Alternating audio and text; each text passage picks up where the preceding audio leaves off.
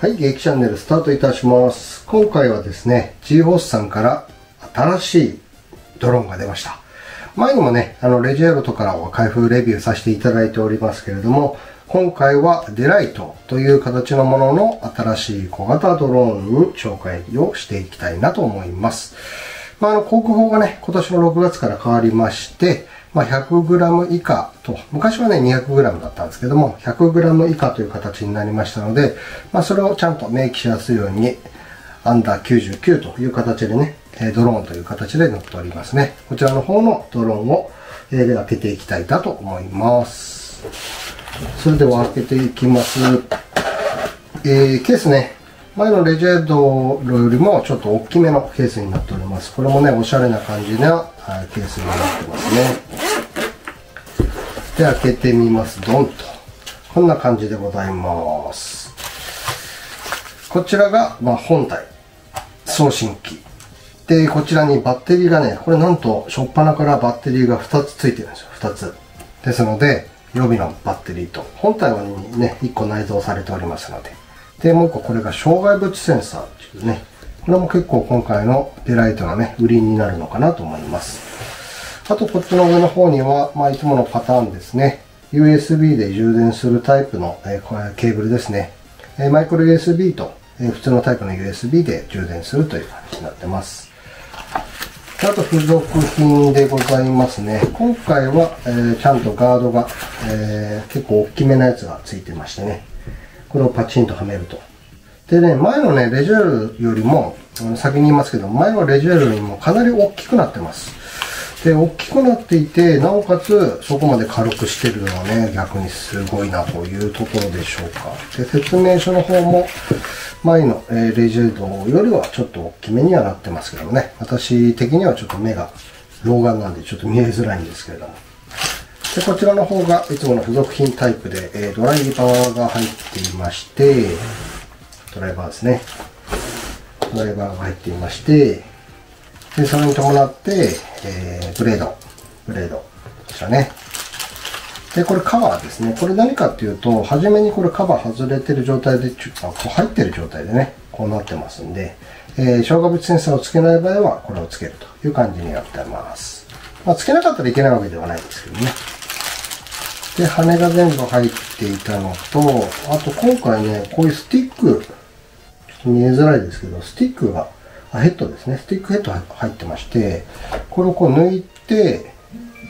こっちにね、はめ込む感じになってるのかな。ホッコを入れてはめ込む感じになってるのかな。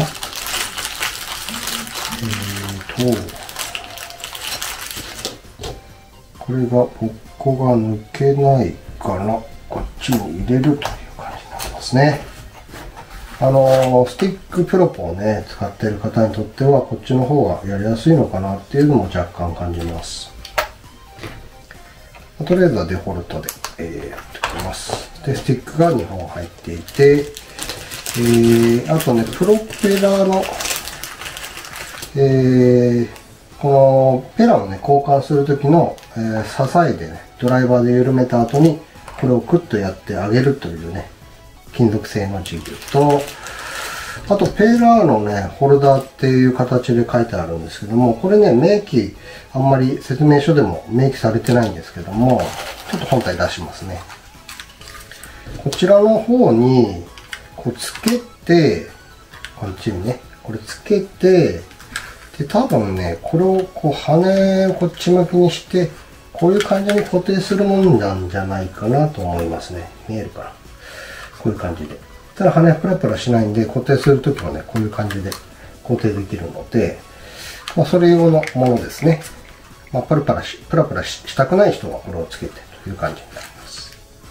で、さっきの、ガードですね。ガードの方も、結構簡単にはまります。こっちの前側ね、こっちの前側の方を、ちょっとこうつけて、これパチンという感じで、こういう感じでつきますね。結構ね、もともと、レジェールよりも大きいので、これをつけるともっとでかく感じるかなと思いますね。で、広げてみましょう。今回も折りたたみのためにね、ちゃんと羽の位置がね、違っております。これのやるとコンパクトにね、まとめられるってことになってますね。で、足がついてる方、下にね、足がついてる方を先に曲げて、こう出すと。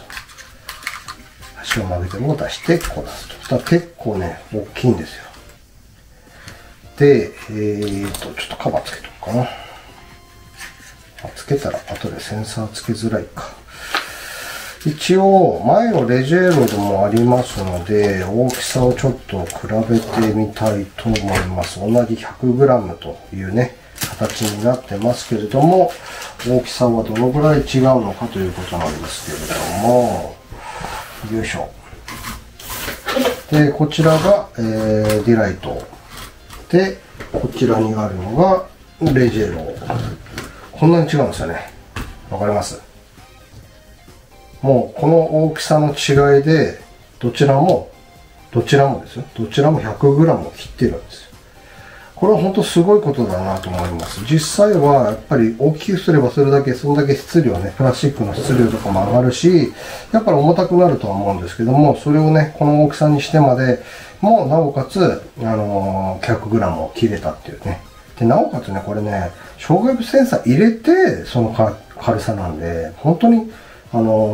進んだなというのがあります。で、飛びの部分に関しては、もうレジェーロで正直言っても十分しっかり飛んでますので、まあそこの部分の制御機構っていうんですか、それはね、ほとんどもう変えてなくてもね、全然問題ないなと思って、逆に変えて変に安定しなかったら嫌だなという感じがあります。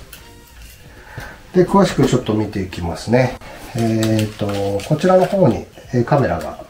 ありまして、前と同じですね、手動ではありますけども、ちょっとパコンパコンという感じで動いて、固定される感じになってますね。このカメラですね。だから真下を向かせることももちろんできるし、真正面ね、向かせて、ちょっと上を向くこともできるかな。っていう感じまできます。で、裏側を見ると、こちらにね、前のレジェーロの時もそうですけども、下の状況をね、見ながら、安定させる。そこがずれると元に戻ろうという形で、安定させるためのカメラがあります。これは撮影用とは全然違うものでなってますね。で、バッテリーの方が後ろの方にあると。これも爪でグッとやって、こう抜くという感じになってますね。で、バッテリーの方は、さっきも言いましたけども、本体の、方の予備のところと、本体に入っている2つが入っているので、ね、初めからね、バッテリーが2つ入っているので、まあ値段はレジェーロよりはちょっと高いというかね、15,000円ぐらいかな。税抜きですね。税抜きで15,000円ぐらいなんで、だいたいまあ、税込みになると17,000円ぐらいになると思うんですけども、まあ、バッテリーがこう入っていての価格帯で考えたり、障害物センサーが入っているっていうことを考えると、まあめちゃくちゃ安いかなと思います。で、さっきの USB のケーブルですね。こちらのケーブルを、こちらの方にこう差し込んで、これ一応向きがありますからね、気をつけてください。まあ逆には入んないんですけど。で、こちらを普通に USB で充電するという感じになってます。ここら辺はね、まあ一回ドローン買ったことがある方であれば、ほとんど今の機構っていうかね、この充電器のやつはほとんど変わらないのでね、珍しいものではないかなと思います。で、バッテリーのね、ホルダーの方ももう向きが決まってますので、これで最後までパチンと押し込むと。で、メインスイッチとかがここの後ろになっておりますね。それではね、一応飛ばしている動画の方も、撮っていきたいなと思っておりますので、こちらの方に行きます。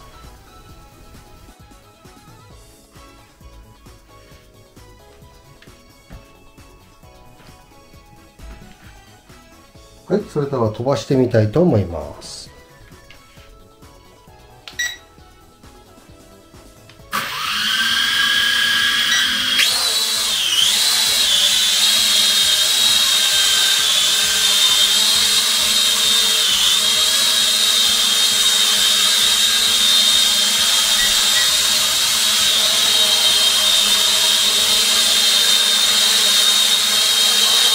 めちゃくちゃ安定感ですね。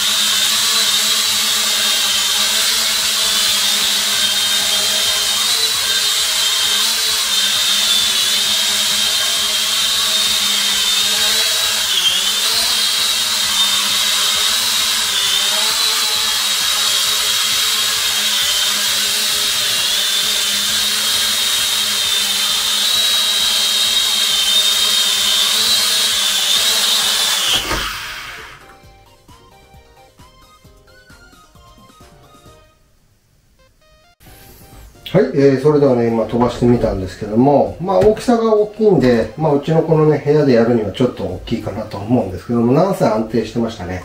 多分、そのセンサー的なやつはレジェールのやつと同じような感じなのかなっていうのを感じましたね。当たり前なんですけども、スロットルの部分ね、こちらのスロットルの部分ね、こっちね、が、やっぱりそのセンターにこう戻るタイプになってるので、どうしてもこのドローンのこのスムーズな感じっていうのは、ブッブッブッブッってこう上下にね、こういう感じになるし、横の動きも戻ってこれが戻るんですよね、やっぱりね。それが戻るんで、これがクックという形の稼働にはなるかなと思います。ちょっと簡易でカメラを今つけてますので、こういう感じですよね。こういう感じで。ゆっくりね、動かせばね、そのまま、ゆっくりね、動いてくれるかなと思います。こういう感じ。後でね、飛んでる動画と、飛ばしてる動画をね、合わせてやってみたいと思いますのでね。で、障害物センサーの方も、こちらの方の上にね、つけて、やることができますので、そちらの方のやつをつけてから、障害物のこのボタンですね、こちらの方を押したら、その障害物センサーがセンサーが有効になりますので、壁に近づくと、そこでここが点滅してという形になりますね。ちょっと飛ばしながらやらないとね、ちょっとわからないんで説明しづらいんですけども、ここの点滅がね、音というか、音も鳴りまして、で、そっちにもう一回戻されるという感じの動きになりますね。そこら辺の方もちょっとやってみましょうかね。はい、障害物センサーはこの状態になっております。ここにね、わざわざね、シールがついてるんですよ。矢印のシールがね、こちらに。このシールとこっちのシールがご対面するような感じで入れると。で、コネクターの方は、ちょっとね、小さいので分かりづらいんですけど、向きが決まってますので、まずこれ電源切りますね。向きが決まってますので、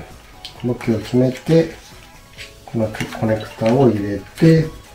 で、さっきの言った通りシールね、このシールの、ちゃんと矢印と矢印が向き合う方向にして、パチンとセットするという感じになっています。で、これにね、4方向ね、全部カメラみたいなセンサーみたいなものがついているので、それでこう行った時に点滅してっていう形になりますね。これもちょっともう一回撮ってみようかな。はい、それでは、障害物センサーをつけてみましたので、それでまず飛ばしてみましょう。まずセンサーついてない状態ですね。